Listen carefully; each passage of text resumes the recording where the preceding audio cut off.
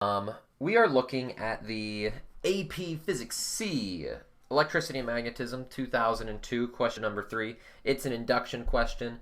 If you've seen some of the other induction questions that we've done, this is another type of induction question, just a little different. What we have in this problem is a wire loop of some radius, 0.1 meters, and it has an internal resistance in it of 50 ohms. It's suspended horizontally, and a magnetic field is kind of directed upwards at an angle of 60 degrees with the vertical. The magnitude of the field in Teslas is given as a function of time in seconds by this equation. So what we are asked to do here in part A is to determine the magnetic flux through the loop as a function of time. And what we can remember is that flux for a B field, well, that's equal just to the field itself dotted, and that dot product is very important there, with the cross-sectional area. This dot product matters because it's going to give us a cosine term that pops in. So we're going to get a cosine of theta term that's going to pop up into here in just a second. So if we take a look at this here, let's see what we've got going on. What can we say for dA? Well, we know area of something like a circle is going to be pi r squared, and that means that dA, or the derivative of that circle, if we think about making many small circles kind of going out, that's just going to be 2 pi r dr. Okay, so that's what we're looking at for that kind of substitution there. In the end, though, we don't really need to concern ourselves with this, because if I take this integral of dA, it is just going to give me an area back. Our flux isn't changing as a function of radius, it's changing as a function of time. So in reality, what's happening here is I am really just saying that this is B cosine theta, so that's going to be 60, times the integral of dA, which just gives me BA cosine of theta. So I actually don't have to worry about running this integral at all in this problem, which is very nice. All I have to do here is place B, which is that function as a function of time, the 4 times the quantity, 1 minus 0.2t, and then I just need an area to be substituted in here, which is just the pi times the radius, 0.1 squared, and now I just need to make sure I have my cosine term, and that's just going to be the cosine of 60 degrees. And that's it. If we wanted to, we could break this down. We could square the 0.1, the pi's, move things around. If we do that, things look a lot nicer, so let's just do that. It will make things look nicer. Doing this, we're going to get, let's see. Let's just do this. Let's do 0.1 squared times pi times 4 times cosine of 60. So we're going to get 0.062 times the quantity of 1 minus 0.2t Teslas. That's the value of, or that's not a Tesla, that's a Tesla meter squared, because that's a flux. Or you could call it a Weber. Okay? That's a Tesla meter squared, it's a flux. So we could do that. Not too bad. We really didn't have to do that integral at all. In part B, we're graphing the magnetic flux as a function of time on the axis below. So this one's actually like a great little free pointage here. What I'm going to do is I'm going to distribute this 0.062 through both of these. So I'm going to get 0.062, why did I write a t? Getting ahead of myself. Minus, and then 0.0125t. And this is equal to the magnetic flux as a function of time. What this means here is this equation here is actually set up as B minus mx equals y, or y equals mx plus b. our m value just happens to be a negative quantity here, and this is our y-intercept. So all we have to do is look at 0.062, which is somewhere about here, right? And then we just need to bring this down at this slope of 0.0125 in a negative direction. Man, that is a bit of a pain in the butt. Are there any good points that we could get out of this?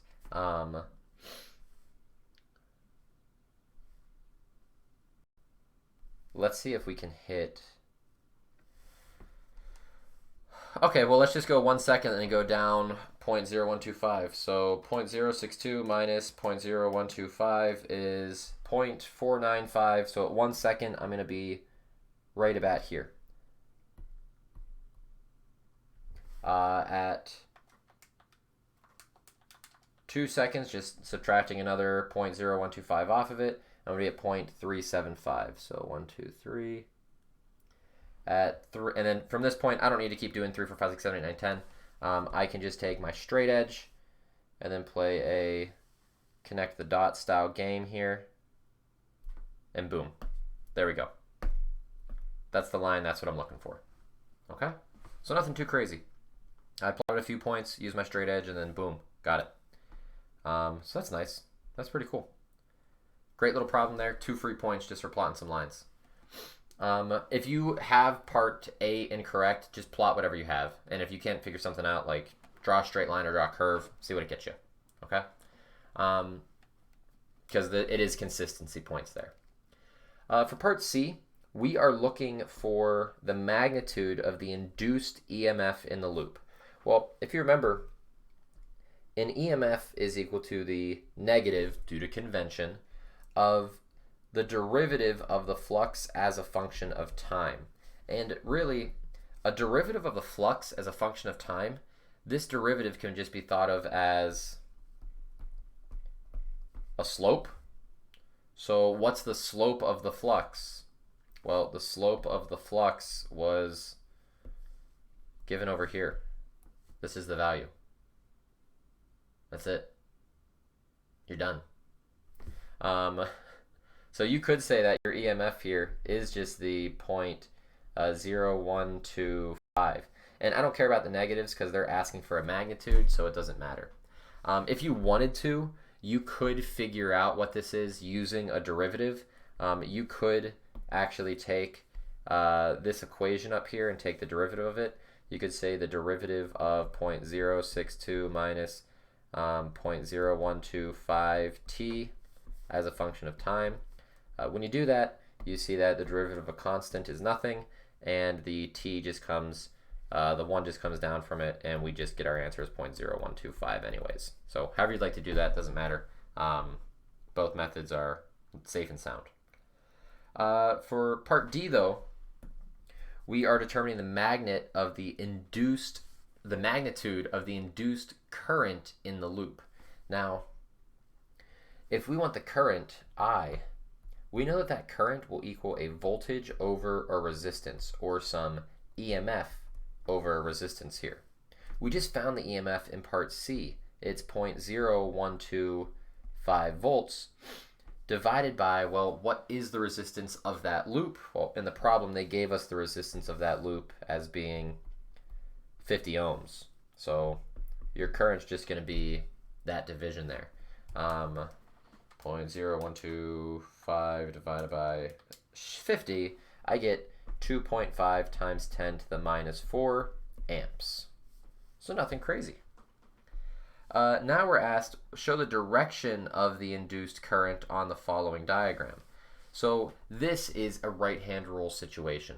What you can do here is, if you're thinking about the current going through the loop, the B field going through the loop, excuse me, that B field over time is going to be decreasing and decreasing. So what we care about is, if that B field is decreasing, we need to put more B field through the diagram, through that loop. So if I stick my thumb through it as the B field, and then I wrap my fingers, I'll get the direction of that loop.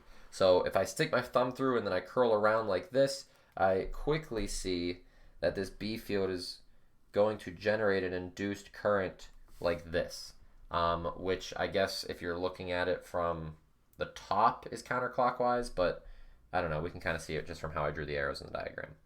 So that's not bad. Last but not least, we're looking for the energy dissipated in the loop. Remember, energy or a work, it's equal to a power over some amount of time. Now, we're going from 0 to 4 seconds, and some people, when they look at this, they immediately want to integrate these kind of quantities here. In our case here, we don't actually have to do that. We don't have to integrate anything because this EMF that's being generated is constant. Notice that the slope of this line is a constant value. It's a linear graph. It's just a straight line. Because of this, I don't need to integrate. No integration, the EMF is a constant. And what's nice about this EMF being a constant here is that when we think about power, power can equal a current times a voltage, which is the EMF. Well, if your work is just the current times the EMF multiplied by some time, 4 seconds, then we can just say here, let's just grab all the values we had from earlier on.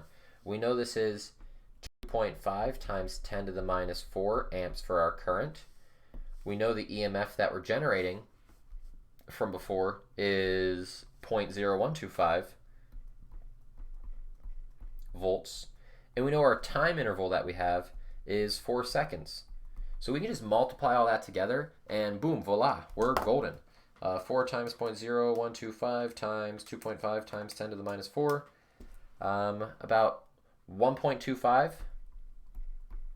times 10 to the minus 5 SI units of joules. Okay, and we could only use that because our EMF is constant there. If our EMF was changing for some reason, we had some sort of curve in that diagram, then we'd have to integrate. Life would become a little bit more difficult. Really, we would just be integrating the power dt from some initial time to some final time, but we didn't have to do that here because that EMF was constant. So even though this was an induction problem and sometimes it can be difficult, this one was actually pretty straightforward. We didn't have to do any real calculus. In the very beginning, the integral of b dot dA kind of went away because it's just the integral of that area, which we know is pi r squared. In part B, we're just plotting a slope pretty much and a y-intercept, so a nice linear graph. Part C is just the slope. We could do a derivative, but there's no reason to. And then in part D, we're just doing Ohm's law, right-hand rule, and a work energy. So that's it. It was a pretty straightforward problem. Nothing too crazy there. In 2002, I would have felt great taking that test. So I hope you do too. Take it easy. That's a good one. And, you know, stay safe out there. Bye.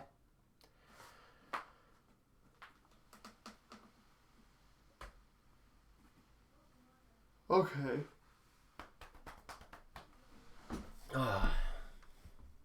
That was a good problem. I liked it.